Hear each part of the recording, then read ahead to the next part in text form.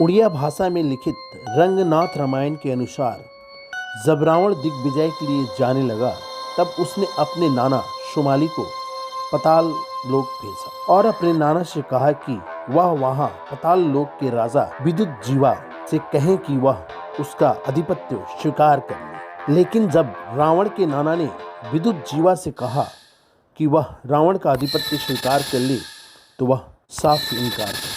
लेकिन हुआ ऐसा कि जब नाना पाताल लोक जाने लगे तभी रावण की बहन सुपर्णरेखा भी अपनी एक प्रिय दासी के साथ अपने नाना के पीछे पीछे छुप छुप के वह भी पाताल लोक के अंदर प्रवेश कर गई, क्योंकि रावण की बहन सुपर्णरेखा भी एक भ्रमण करने वाली स्वभाव की स्त्री। वहां जब सुपर्णरेखा छिप छिप कर महल में प्रवेश कर गई तभी सुपर्णरेखा के सुंदर और मादक यौवन को देख राक्षस राजकुमार विद्युत जीवा के नैन सुपर्णरेखा के नैन से टकरा गए। वहां जब वे दोनों एक दूसरे से परिचित हुए तो विद्युत जीवा ने तब जाना कि वह रावण की बहन सुपर्णरेखा है।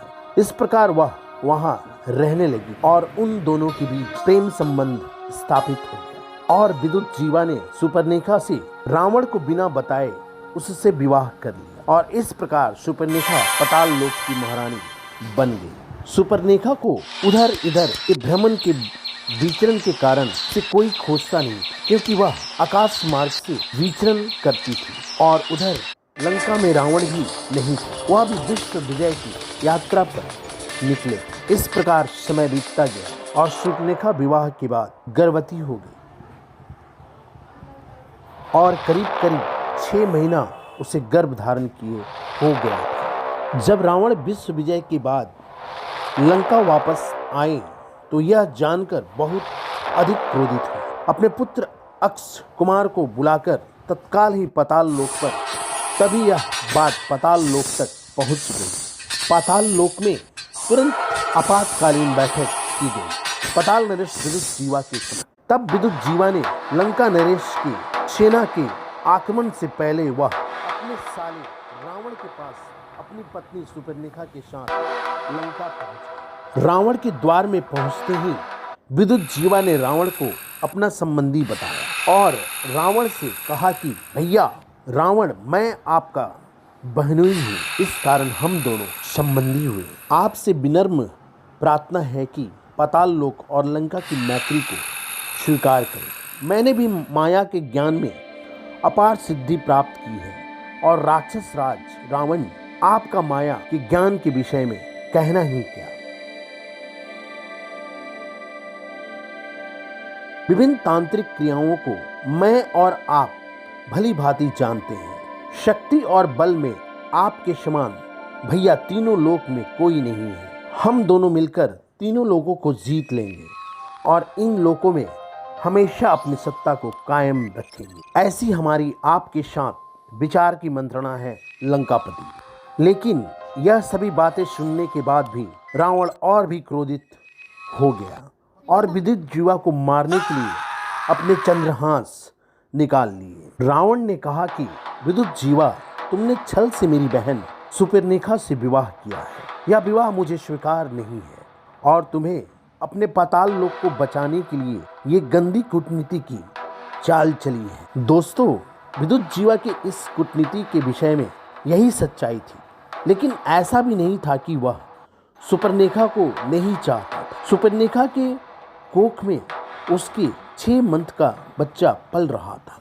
समय और पत्नी के संबंध के कारण उसकी कूटनीति ने रावण से मैत्री का संबंध अब वह जोड़ना चाहता था, लेकिन विद्युत जीवा के कई बार समझाने के बाद भी रावण नहीं माना और अपनी बहन सुपर्णरेखा के समक्ष ही उसकी निर्मम तरीके से हत्या कर दी। किसी ने रावण को यह घृणित कार्य करने से उसे नहीं रोका। सुपर्णरेखा ने जब उसे रोकना चाहा तो तब तक रावण ने विद्युत जीवा की हत्या कर दी। बहन सुपर्णरेखा ने उसी दिन मन ही मन यह प्रण कर लिया कि मैं अपने भाई के कुल रावण के सत्यानाश करवाने का कारण एक दिन बनूंगी। साथ ही साथ अपने हृदय की वेदना से रावण को उसने श्राप भी दी थी, उसके पूरे कुल का विनाश का कारण एक स्त्री ही होगी। इस घटना के बाद रावण ने सुपर्णरेखा के आंसुओं को अपने हाथों से पोंछे और उसने उसे सांत्वना दी कि यह जो हुआ वह विधि का विधान था। इसने तुम्हें छल पूर्वक को अपना बनाया था। मेरी छोटी बहन, तुम समझने का प्रयास करो। बहन, मैं तुम्हें यह वचन देता हूँ कि आज के बाद तुम जहाँ जिससे भी अपना वर चुनोगी उससे मैं तुम्हारा विवाह करा दूंगा। यह एक भाई का और तीनों लोकों के स्वामी लंकापति रावण का वचन है। इस प्रकार से रावण ने अपनी बहन सुपर्णरेखा के हृदय वेदी कभी भी ना भरने वाले घाव पर अपने ज्ञान की परत चढ़ाने का प्रयास किया और उस विचित्र हत्या की घटना को शांत कराने का प्रयास किया। उसके बाद सुपर्णरेखा अपने भ्रूण में 6 महीने के अजन्मे शिशु को लिए पंचवटी गई। यह वही वन था जहां भगवान श्री राम, माता सीता और लक्ष्मण जी ने वनवास के दिनों को बिताए थे। यह वही पवित्र स्थान है जहां भैया भरत और राम का मिलन हुआ था। इसी पंचवटी के जंगलों में रहकर सुपर्णरेखा ने अपने गर्भ से एक बालक को जन्म दिया जिसका नाम जम्बूमाली पड़ा। भारतवर्ष में स्थित पंचवटी में जब सुपर्णरेखा आकर रहने लगी तो उसे श्री राम और लक्ष्मण के अतुल्य बल और पराक्रम के विषय में सुना। जिस राम ने राक्षसनी ताड़का, राक्षस सुबाहु, खर, दूषण इत्यादि कई राक्षस वीरों को मौत के घाट उतार दिए थे, वैसे पराक्रमी पुरुष के विषय में सुना। साथ ही साथ श्री राम के विषय में यह भी सुपर्णरेखा ने सुना कि उन्होंने एक पत्थर बनी स्त्री को अपने चरणों से छूकर उसे श्राप मुक्त कर दिया और उस पत्थर बनी नारी को फिर से एक सुंदर स्त्री बना दिए। तो सुपर्णरेखा यह भली भांति समझ गई कि वह अवश्य ही कोई अवतारी पुरुष है। श्री राम के प्रति इन सभी बातों को जान सुपर्णरेखा को उनसे मिलने की लालसा और भी बढ़ गई। वह यह अब समझ गई कि श्री राम ही एक ऐसे बलशाली पुरुष हैं जो उसके भाई रावण को मार सकते। सुपर्णरेखा माया से अपने रूप को बदलने में काफी निपुण थी।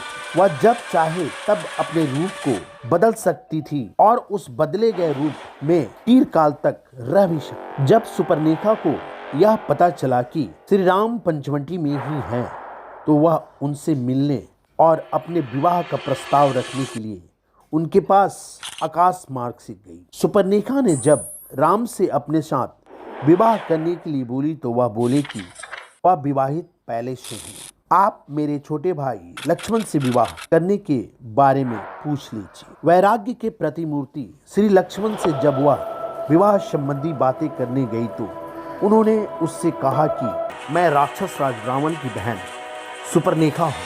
सीता को मारने के तुरंत बाद मैं आकाश मार्ग से तत्काल यहाँ से भाग जाऊंगा। जब राम और लक्ष्मण यह जान जाएंगे कि मैं रावण की बहन हूँ तो वह अपनी पत्नी की हत्या का बदला लेने के लिए तुरंत लंका पर आक्रमण कर रावण के पूरे वंश का विनाश इस प्रकार हो जाएगा।